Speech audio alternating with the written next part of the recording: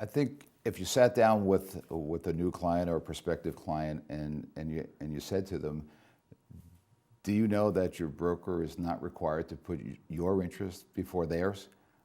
I think they'd be shocked.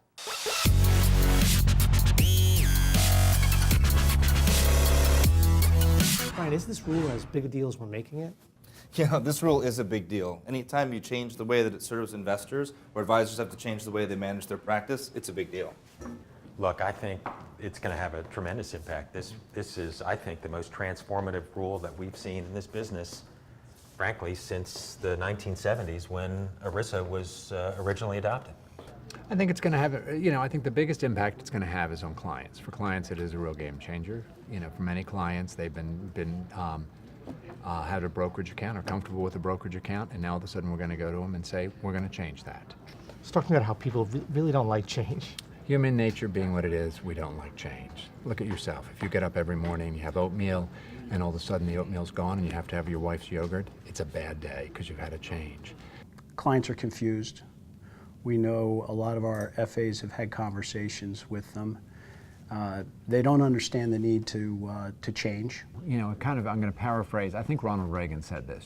Sort of the most scary words in the English language are, "I'm from the government and I'm here to help." I think the establishment of a fiduciary standard is something that we've supported for a very long time. I think all of our advisors, our firm, we believe that it is incredibly important to serve our clients in their best interest. But unfortunately, we're going to have a best interest standard proposed by the Department of Labor. We're going to have a best interest standard that already exists under the 40 Act that the SEC is in charge of, and we still have our suitability standard for brokerage accounts. It will be very burdensome to comply with. It will necessarily, I think, increase the cost for firms like Janney to administer that rule. That's going to translate in some form or fashion to our investment advisors and our clients, and it might get to a point, and we're hoping this won't be the case, but it might get to a point where it may be too costly to serve the smaller account. Yeah, there has been a lot of noise about the negatives of the DOL rule, and there are positives. First and foremost, we believe a fiduciary standard doing what's in the best interest of investors is the right thing. So a rule that helps to create that condition is great. The other things you can think about is that it provides clarity. It helps investors better understand what's available and who's acting in what interest. So when you have things that create transparency, when they have people better understand what they're doing, it actually creates even a higher level of trust between advisors and investors. Those are good things. The DOL was smart enough to understand that the days of the pension plan and the profit sharing are gone, and now a lot of the decision-making process is on the individual.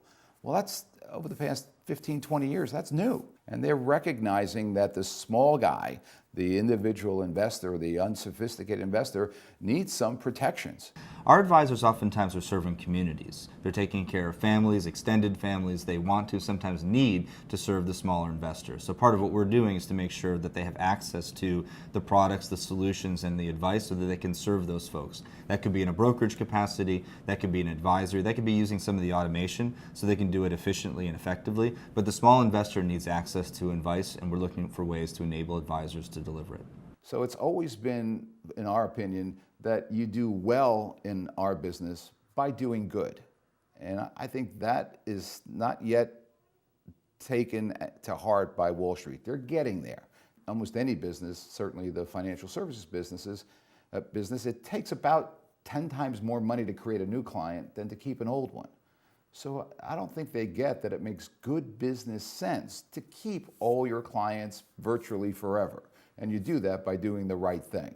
And ultimately, you end up being more profitable, not less profitable, by doing what's right. Well, I'm very hopeful that this rule, the establishment of a fiduciary standard, will be a positive, a long-term positive for this industry. I think there are lots of great benefits from that. I think the clarity of a fiduciary standard is something that investors deserve.